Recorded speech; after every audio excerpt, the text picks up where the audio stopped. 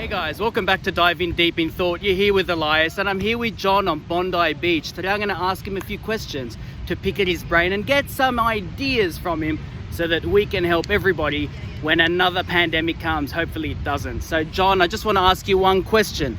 During this pandemic or afterwards, what is the biggest lesson you've learned? I think to be resilient, really, that's what I've learned through this process. Working remotely has been tough, but not connecting with your people workplace, people at work, for example, and also having kids and being a family man, you've got to push through and make sure that they're getting all the homeschooling and all that kind of stuff, and whilst you're sort of juggling and working full time at home. So it is really about resilience, in my opinion, but others might have a different opinion on that. That's okay. Spotlight's on you, mate. Whatever you say, I'm going to take on board. So that's what happens when we all have opinions, is that people have to respect the opinion. Yeah. Your opinion's not necessarily truth, but it's truth to you, and that's all that really matters.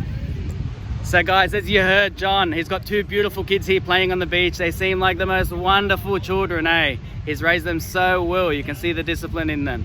The second question I got is, what advice would you give to your younger self, John? Well, it's a really good question. Lots of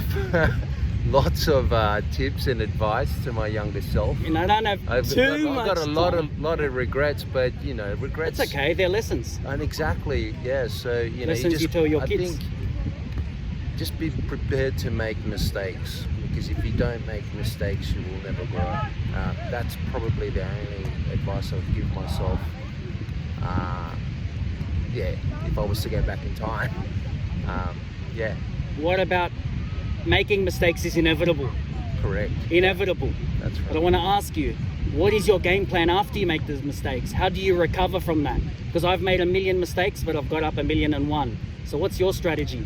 Do you keep think it through, talk it through with people, ignore it, push it aside? What's your...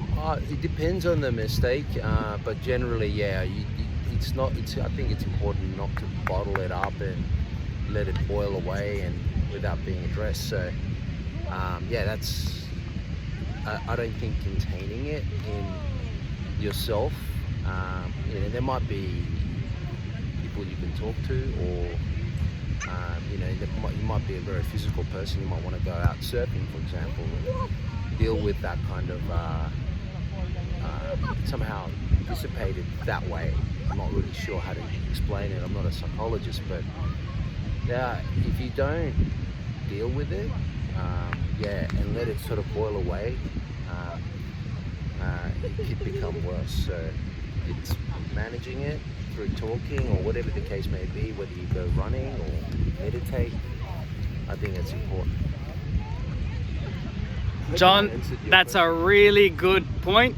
Answering my question is, I'm not going to mark you. We're not in school here, bro. This is real life. Any answer you give me is going to be plausible for the question I proposed to you. No judgment. Love the honesty. Appreciate the vulnerability. No worries. You're a fucking legend. Give us a handshake. Enjoy the rest of the day on the beach. Look out for those little ones running around, and embrace the rest of your day, mate. Thank you.